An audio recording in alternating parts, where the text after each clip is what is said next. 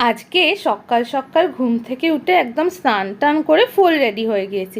তো আজকে যাচ্ছি একটা নিমন্ত্রণ বাড়ি। আর চারপাশটা আপনাদের একটু অচেনা ঠেকছে, তো অচেনা ঠেকবারই কথা। আসলে আজকে আমি আমার বাপের বাড়িতে এসেছি।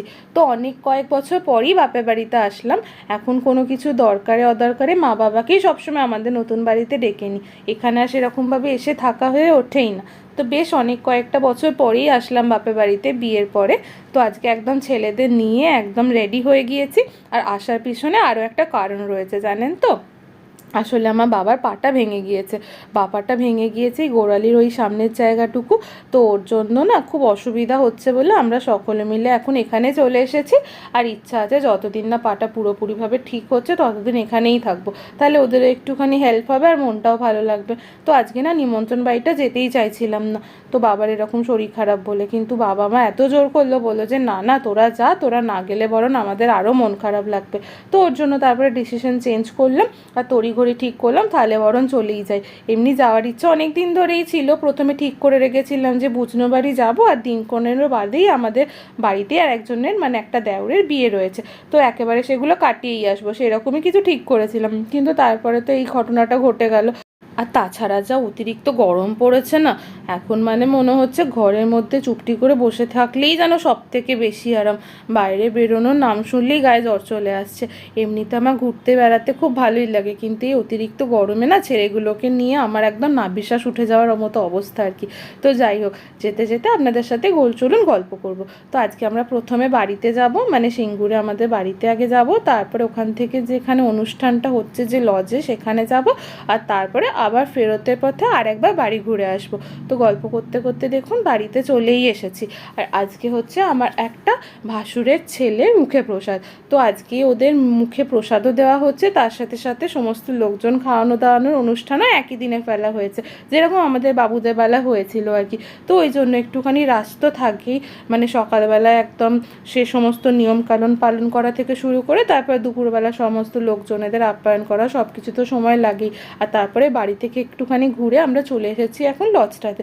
তো তারপরে উঠতে উঠতে এখানে ভাবছি কি গাড়িটাকে এখানে একটা ছায়া দেখে কোথাও একটু পার্ক করতে হবে, কারণ বাইরেটা যা রোদ না, গাড়িটা পুরো তেতেই যাচ্ছে একদম। তো এখানে সকলের সাথে একটুখানি ছবি তুলে নিচ্ছিলাম গেটে ওঠার মুখে। আর দেখুন আমার একটা বড় জাও চলে এসেছে। আজকে এই জায়েরই ছোট জায়ের আর কি, মানে নিজের ছোট জায়ের ছেলের অন্নপ্রাশন। আর এইকে তো আপনারা আগে অনেক ভিডিওতে দেখেওছেন। এখানে আমার শাশুড়ি মা, কাকি শাশুড়ি, আমার ননদ আর আমার যা মিলে ছবি তুলে নিচ্ছি, তারপর উপরে উঠবো। বেশ কয়েকদিন বাদে মানে অনেকের সাথে দেখা হচ্ছিল। তো এর আগে তো বিয়ে বাড়িতে দেখা হয়েছিল, সেই ভ্লগও আপনাদের সাথে শেয়ার করেছিলাম, কিন্তু তারপর আর মানে এখানে থাকা হয়নি, কারণ এত গরম পড়েছিল আর তার মধ্যে বাড়িতেও অনেক কিছু কাজকর্ম থাকছিল বলে এসে আর থাকা হচ্ছিল না। তো তখন প্ল্যান করেছিলাম কি এই ভুজনো বাড়ির সময় একদম চলে আসবো, আর তারপরে তল্পি তল্পা গুটিয়ে চলে আসার পরে একেবারে বিয়ে বাড়ি খেয়ে তারপরে যাব। কিন্তু গরমটা যেমন ছিল তার সাথে সাথে বাবার এই রকম ঘটনা ঘটে যাওয়ার পরে তখন ভাবলাম যে না, তাহলে বাপের বাড়িতেই থাকি কয়েকটা দিন, বাপের বাড়ি থেকে বরং এখানে চলে আসবো, আর তারপরে যখন বিয়ে বাড়ি হবে তখন দেখা যাবে। তখন তো যদিও বাবার প্লাস্টার পায়ে কাটবে কি জানি না, কিন্তু তাও তো অনেক কয়েকটা দিন হয়ে যাবে, তখন বরং 2-3 দিন যদি সমস্ত ওদেরকে ব্যবস্থা করে দিয়ে আসে ওদের খুব একটা অসুবিধা হবে না। আর এমনিতে তো মাকে প্রথমে রাজি হচ্ছিল না, যে বললাম যে আমাদের বাড়িতে যে দিদিটাকে রান্না করে বা সমস্ত কাজে হেল্প করে তাকে আমি তাহলে এখানে নিয়ে চলে আসি। তো মা প্রথমে বলছিল যে না না আমি সমস্ত কিছু করব। তো আমরা তো এখানে তখন ছিলামও না, আমরা তখন চন্দননগরে মামা বাড়িতে ছিলাম। তো মা জানেন একাই সমস্ত বাজার হাট দোকানপাট সমস্ত কিছু করছিল এই বয়সে। তো আমার তখন এত মানে বললাম, আমি এত রাগারাগি করলাম যে তুমি এত কিছু হয়ে গেছে, বাবার পায়ে লেগেছে, পাটা ভেঙে অবধি গেছে, তখন যদিও এক্স রে করেনি বলে জানতো না, তো আমাকে একবার জানাওনি। তো আমি তখন খুব রাগারাগি করছিলাম। তো মা বলছে যে না তোরা ঘুরতে গেছিস, মামা বাড়িতে আনন্দ করতে গেছিস, ওই জন্য আর জানায়নি। দেখুন এটা হচ্ছে আমাদের পুচকু বাবা, আজকে এরই মুখে প্রসাদ। এর নাম হচ্ছে বেদান্তিক। আপনারা সকলে আশীর্বাদ করবেন এর সুস্থ আর দীর্ঘায়ু জীবনের জন্য। তো এখানে জানেন তো একটা খুব সুন্দর পাঞ্জাবি আর ধুতি পরানোর খুব চেষ্টা চলছিল, কিন্তু বেদান্তিকবাবু এতই কাটছিল। তো তারপরে সবাই বাড়ির বললো যে না না গরমে আর ওকে ওই সমস্ত পরে আর কষ্ট দিস না, ও যেটাতে কমফোর্টেবল সেটাতেই বরং পরে থাক। আর এটা হচ্ছে বেদান্তিকের মা, মানে আমার একজন যা, মানে আমার একটা ভাসুরের বউ। তো যাই হোক এখানে সকলে ওই যে আপনারা যেটা দেখলেন না, এই যে সিংহাসনটা করা হয়েছিল এখানে এদেরকে বসিয়ে দিচ্ছিলাম। আর এর পাশে না ওই বড় বড় লাইটগুলো জ্বলছিল, ওই জন্য ওখানটা বেশ গরম ছিল। কিন্তু এই যে লজটা আপনারা দেখছেন, লজটা এত বড় আর এত খোলামেলা, তো ওই জন্য ভালোই কিন্তু হাওয়া পাস হচ্ছিল। আর তার সাথে সাথে নতুন যেহেতু তৈরিও হয়েছে, তার জন্য না খুব পরিষ্কার পরিচ্ছন্ন, খুব সুন্দর। আর এটা হচ্ছে আমার একটা দিদি, মানে আমার একটা ননদ। তো ওর ছেলের টুপিটা আমার ছেলেগুলোর মাথায় পরিয়ে দিচ্ছে, আর ওরা শুধু খুলে খুলে ফেলে দিচ্ছে। তো এটাই হচ্ছে ওদের পিসিমণির সাথে খেলা আর কি।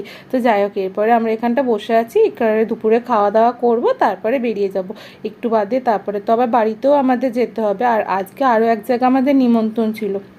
কিন্তু তারপরে যেহেতু এটা বাড়ির অনুষ্ঠান, তাই জন্য এখানেই এসেছে, আর সেইখানে আমাদের যাওয়া হয়ে ওঠেনি। এই দেখুন, এরপর আবার পিসিমণির সাথে বকু দুষ্টুমি করছে। আর এখানে আমরা ছবি তোলার জন্য সমস্ত বাড়ির খুদেগুলোকে দাঁড় করিয়ে দিয়েছি, আর ফটোগ্রাফারকে বলছি তাড়াতাড়ি ছবি তুলে নাও, ওরা তো পুরো ঘেমে নিয়ে একদম অস্থির হয়ে যাচ্ছে। তো এখানে বাড়ির সমস্ত খুদেগুলো আছে, যদি এখানে কয়েকজন মিসিং আছে, কিন্তু সেই মুহূর্তে যে কয়েকজন ছিল তাদের সকলকে একসাথে দাঁড় করিয়ে দিয়েছিলাম। তারপরে এখানে সকলের সাথে ছবি তুলে নিচ্ছিল। আর আজকে যেহেতু গরম প্রচণ্ড ছিল, এই জন্য আম পোড়া শরবতের স্টল লাগিয়েছিল। ওই শরবতটাই খেয়ে খেয়ে আমার পুরো পেট ভরে গিয়েছিল। আর আজকে যখন ওই খাওয়া দাওয়ার সময় না, তো ওই জন্য আর তখন ভিডিও করা হয়ে ওঠেনি। কিন্তু আজকে রান্নাগুলো অসাধারণ হয়েছিল, আর প্রত্যেকটা পদ খুব সুস্বাদু হয়েছিল। তো এখানে আমার সকল জাগুলোর সাথে, আর একটা আমার দিদি তো আপনাদের দেখালামই, ননদ, ওদের সাথে একটুখানি ফটো সেশন হচ্ছিল আর কি। ক্যামেরাম্যানকে বলছিলাম যে একটুখানি ছবিটা তুলে না, এরপর তো আমরা বেরিয়েই যাবো সকলে। তো ফটোগ্রাফার ছবি তুলে নিচ্ছিল। আর এইখানে দেখুন না, একটা ছেলে এসে আমাকে বলছে আমাকেও তুমি নাও। তো যাই হোক, আজকে ভিডিওটা তাহলে এখানেই শেষ করলাম। আপনাদের আশা করি ভালোই লেগেছে। যদি ভালো লাগে তাহলে অবশ্যই লাইক করে দেবেন, আর আমার চ্যানেলে ভিডিও দেখতে ভালো লাগে আপনারা চ্যানেলটা সাবস্ক্রাইব করে দেবেন। খুব শীঘ্রই নতুন ভিডিও নিয়ে দেখা হচ্ছে। টাটা।